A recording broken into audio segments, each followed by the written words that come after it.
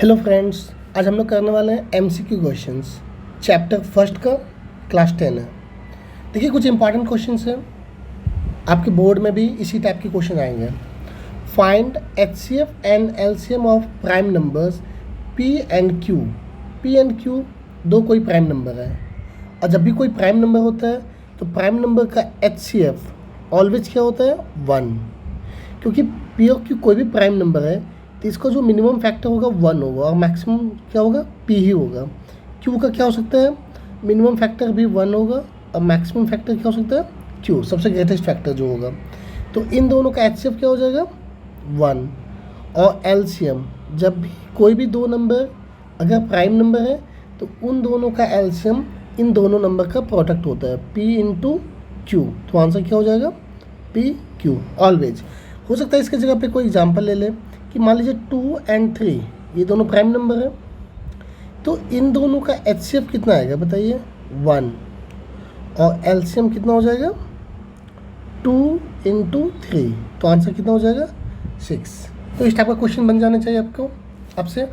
Next question है, find LCM and HCF of a and b. यहाँ पे देखिए दो नंबर है, एक ए है एक पी है, बट यहाँ पे प्राइम फैक्टर दिया हुआ है दोनों का।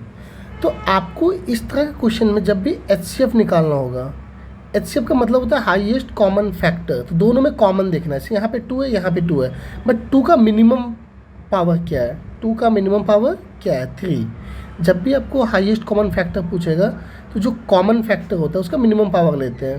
तो 2 का पावर कितना आ जाएगा? 3।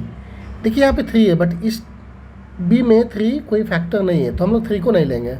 5 देखिए, यहाँ पे 5 है, यहाँ पे भी 5 है, तो 5 का मिनिमम पावर कितना है? यहाँ पे 1 है, यहाँ पे 2 है, तो हम लोग क्या लेंगे? 1। तो आंसर कितना हो जाएगा? 2 का पावर 3, तो 2 into 2 into 2 it means 8 into 5, आपका आंसर आ जाएगा 40। सो 40 इज द एचसीएफ।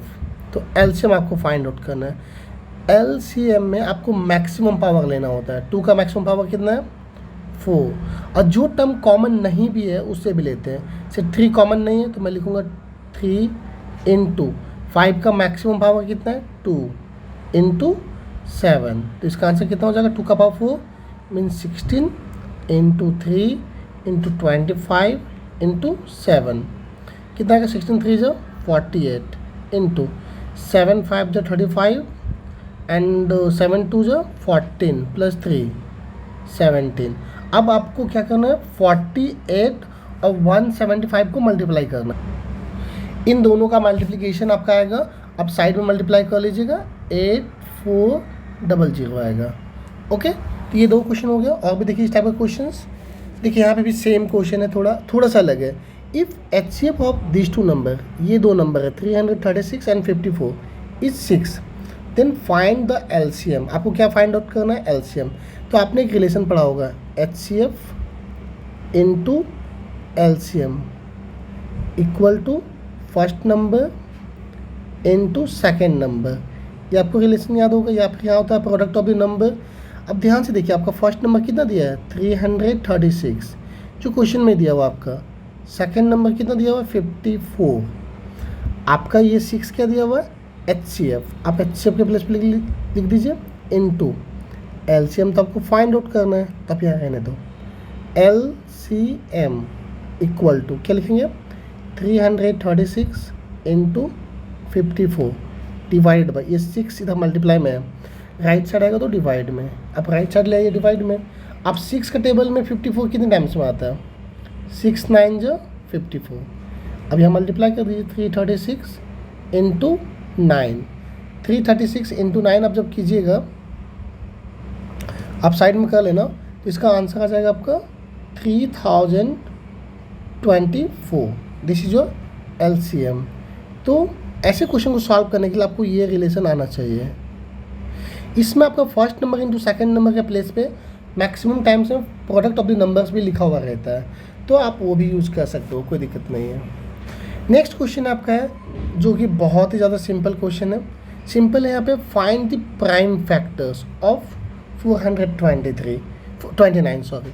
तो 429 लिखेंगे पहले, ऐसा प्राइम फैक्टर निकालिए। पहले देखिए ये नंबर किससे डिविजिबल है, चेक करना होगा। तो 4 + 2 6 + 9 15, इट मीन्स ये 3 से डिविजिबल हो जाएगा। तो 3 लेंगे, 3 1 ज 3, यहाँ पे 1, 3 4 ज 12 एंड 3 3 ज 9। अब यहाँ पे नेक्स्ट नंबर क्या आ गया मेरे पास 143। अब ये सोचिए किसके टेबल में आता है, 11 के टेबल में आता है। 11 1 ज 11, यहाँ पर 3, 11 3 ज 33 और 13 एक तो प्राइम नंबर है, तो 13 के टेबल में ही 13 आएगा 1 टाइम्स में। देयरफॉर जो प्राइम फैक्टर आया 429 का, वो क्या आया 3 × 11 × 13, 3 × 11 × 13 इज अ प्राइम फैक्टर, या फिर आर प्राइम फैक्टर लिख देता हूँ मैं।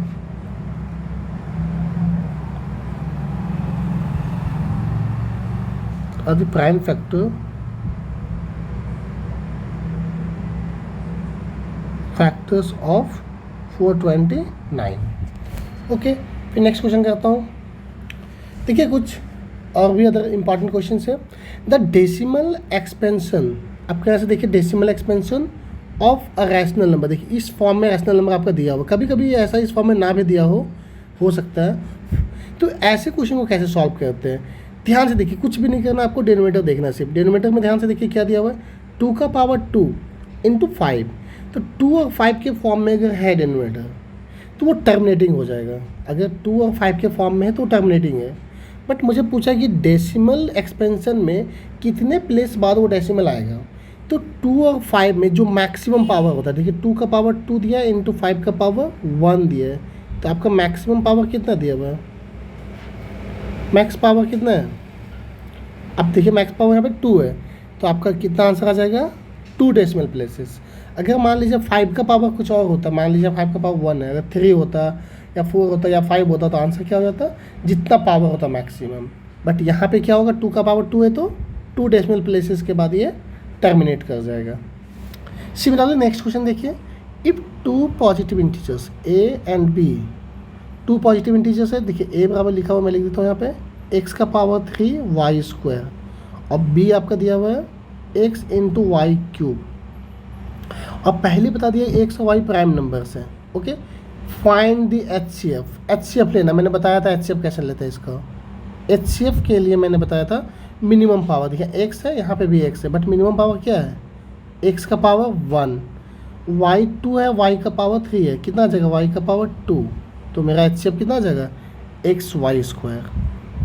जब भी आपका HCF बोलेगा तो मिनिमम पावर, LCM बोलेगा तो मैक्सिमम पावर को लेंगे हम लोग। ओके, नेक्स्ट क्वेश्चन, और एक दो क्वेश्चन है, ज़्यादा नहीं है। If 2 positive numbers p and q, p और q 2 पॉजिटिव नंबर है, जिसे मैंने इस फॉर्म में लिख दिया। ध्यान से देखिए, सेम ही क्वेश्चन एकदम है, p = a b² है, यहाँ पे इंटू है, कुछ नहीं तो, एंड q = दिया हुआ है आपका a⁻³ एंड इंटू b। मुझे निकाल, अब a और b प्राइम नंबर है, फाइंड आउट क्या करना है मुझे, LCM of p and q। मैंने अभी जस्ट बताया था आपको कि एलसीएम के लिए हम लोग मैक्सिमम पावर लेते हैं। यहाँ पे ध्यान से देखिए, a का पावर कितना दिया हुआ है, a का पावर आपका 1 है, यहाँ पे a का पावर 3 है, तो मैक्सिमम पावर क्या है, a का 3 है, a का मैक्स पावर क्या है 3, तो आप लिखिएगा यहाँ पे a का पावर 3 इंटू b का पावर 2 और यहाँ पे b का पावर 1, तो मैक्स पावर क्या है b का power 2। So LCM is a³ b²। ये बहुत ही सिंपल क्वेश्चन है ऐसे, और ऐसा क्वेश्चन आता है बोर्ड में ऑलवेज,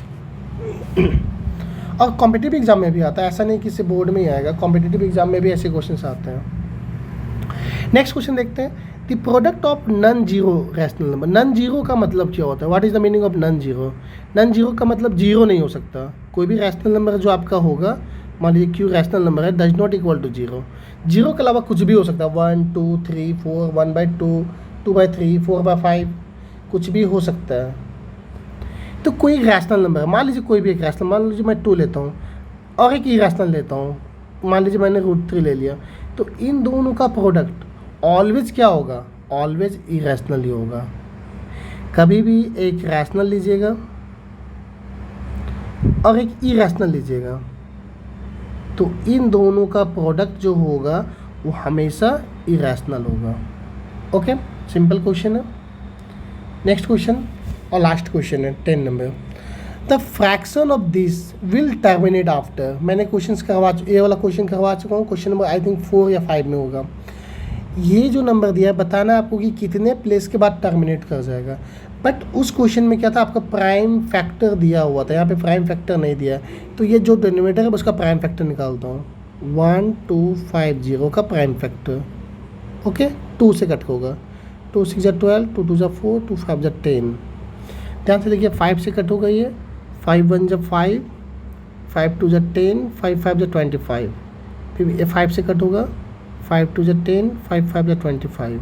नेक्स्ट 5 से 5 5 जा 25, 5 1 जा, तो मैं क्या लिख सकता हूँ 1250। मैं लिख सकता हूँ 2 का power 1 and 5 to the power 4।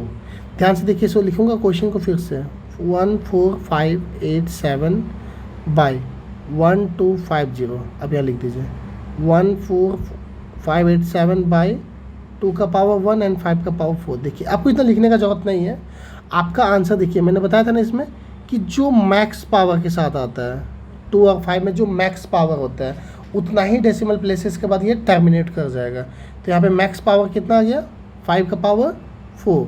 So decimal will terminate after 4 decimal places. A rational number will terminate after 4 decimal places. Thank you. अगर वीडियो अच्छा लगा है तो लाइक कर दीजिए। Thank you.